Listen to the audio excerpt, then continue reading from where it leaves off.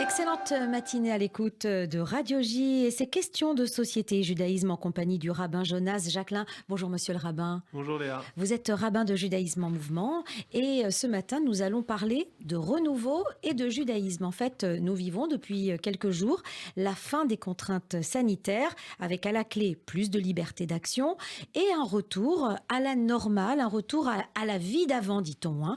Tout se passe comme si nous vivions aujourd'hui un renouveau. Et c'est le thème de notre émission ce matin. C'est une situation inédite. Depuis un an, nous avons de plein fouet pris cette crise sanitaire. Et aujourd'hui, c'est un peu comme un réapprentissage à vivre. Alors, est-ce que dans le judaïsme, est-ce que dans les textes du judaïsme, il y a des situations analogues ?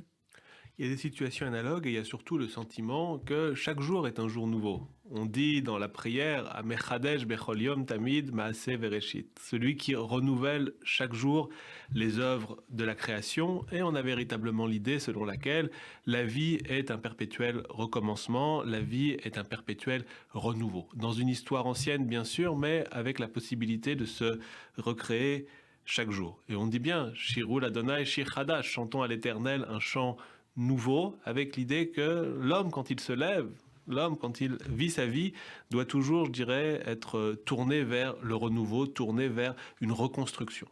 Il n'empêche que dans la tradition, on a des exemples de réouverture, je dirais. Et le plus célèbre exemple, c'est certainement celui de Noé, son épouse, de ses fils, de ses belles-filles, qui ont été enfermés dans l'arche et qui, à un moment donné, quand la décrue est opérée, vont pouvoir retourner vers le grand monde. Et on a, dans le texte de la Torah, dans les commentaires, une sorte de méfiance vis-à-vis du sentiment selon lequel parce qu'on est sorti, parce qu'on est dans ce renouveau, on est entièrement libre, on n'a plus de garde-fou. Et on voit que va faire Noé au moment où il va sortir de l'arche, planter une vigne et abuser du fruit de la vigne et être terrassé par l'ivresse. On va avoir donc l'idée que revivre, connaître le renouveau, c'est quelque chose d'important, mais on doit toujours raison garder, on doit toujours se dire le fait de connaître cette phase, disons, de liberté ou d'absence de contraintes, comme on a pu le connaître pendant une période donnée, ne doit pas nous dire on va aller dans l'excès inverse. On a eu de la retenue, on va être dans la licence. On a été empêché, on va tout s'autoriser, mais au contraire, on doit se dire ce qui est important dans ce temps de nouvelle liberté, c'est de jouir de ce qui nous est offert, mais en même temps avec un certain sentiment, un sens de la responsabilité et se dire nouveauté, liberté, mais pas dérapage. Oui. Et donc toujours pouvoir garder cet équilibre et se dire notre responsabilité, c'est de faire en sorte de pouvoir préserver une situation nouvelle et de pas par les excès venir la remettre en question ou prendre le risque de la briser. Donc je note deux choses. La liberté, on va en parler dans un instant, mais je voudrais revenir sur la notion de renouveau. Quand vous dites que dans le judaïsme, chaque jour est considéré comme un jour nouveau, ça veut bien dire que les conditions ne sont pas analogues. Ça veut bien dire qu'il n'y a pas un retour à zéro. Quand on parle, après cette crise sanitaire notamment, d'une vie retrouvée, d'un retour à la normale, c'est faux. En fait, tout traumatisme, et on en a vécu un pendant près d'un an, tout traumatisme change, transforme la personne. On ne revient jamais dans les conditions initiales.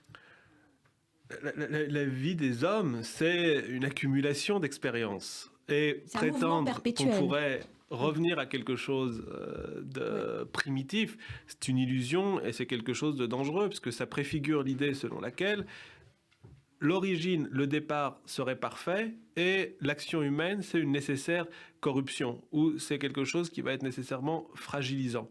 Non, on a avec l'âme humaine, avec la communauté humaine, avec l'humain, le monde, quelque chose qui ressemble à une ville très vieille. C'est Freud, au début de Malaise dans la civilisation, je crois, qui nous parle des villes comme Rome, qui ont été construites par les ruines et qui, au fil des siècles, vont finir par donner ce qu'elles sont, mais du fait de cette longue histoire. Évidemment, on peut le transposer à la vie juive, on peut le transposer à l'histoire humaine. On n'est jamais entièrement neuf, on n'est jamais entièrement nouveau, on se construit de par l'histoire, et penser que d'un coup de crayon ou d'un coup d'éponge, on va pouvoir effacer ce qui a eu lieu, c'est faux et ce serait dangereux. On se construit par cette histoire. Absolument. Alors, deuxième notion dont vous nous avez parlé à l'instant, c'est la liberté, et vous mettez en garde devant cette liberté de toute action qui pourrait être exagérée.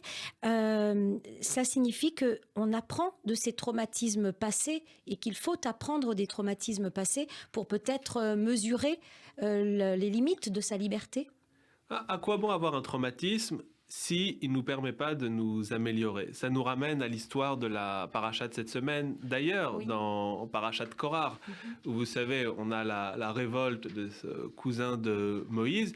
Et comment va réagir Moïse sous la conduite, sous la dictée divine à ce moment-là?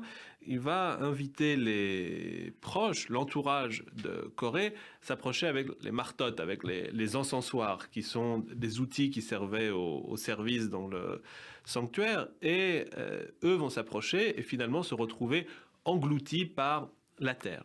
Et eux disparus, restent leurs objets, restent leurs encensoirs, et on va se poser la question, que faire avec ces objets qui appartenaient aux révoltés? Que faire avec ce qui est le symbole, le reste, le témoignage d'un moment qui a été compliqué, d'un moment qui a été pénible?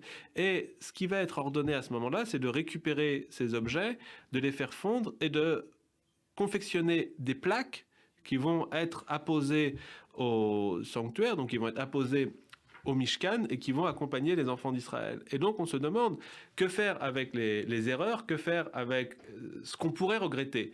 Et on a différentes manières de voir. Soit on le cache, soit on le met loin de nous, soit au contraire, on le prend et on en fait une force, on en fait un marchepied qui va nous permettre d'apprendre de ces erreurs. Parce que les erreurs, par définition, et ça c'est le lieu commun de dire ça, on en fait tous. L'idée, c'est de pouvoir éviter de refaire celles des autres. On a suffisamment avec les siennes, mais on ne doit pas les minorer, on ne doit pas les oublier, on ne doit pas prétendre qu'elles n'ont jamais eu lieu ou jamais existé, mais au contraire, se dire, l'homme se construit avec les erreurs, c'est pas quelque chose de dramatique, et du fait de ces erreurs, il doit pouvoir grandir, il doit pouvoir s'améliorer. Et d'une certaine façon, depuis plus d'un an et demi maintenant, on a beaucoup appris. On a tâtonné, on a connu des situations qui étaient nouvelles, on a pu se retrouver soi-même, retrouver ses proches, connaître des moments de tension, connaître des moments où on pouvait être pris par une forme de désespoir, etc. Et c'est des choses qui doivent vraiment nous permettre de se ressourcer et puiser dans ce qu'on pourrait appeler une sorte de traumatisme. Il y a eu dans l'histoire des traumatismes pires que celui-là, évidemment,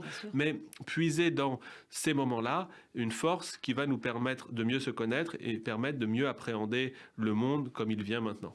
15 secondes pour nous dire oui ou non. Est-ce que cela signifie que le traumatisme, il faut s'en servir pour se renforcer? C'est une sorte de résilience? Alors oui. Bravo. Merci, monsieur le rabbin. On se retrouve la semaine prochaine pour d'autres questions de société et de judaïsme. Au revoir. Au revoir, à la semaine prochaine.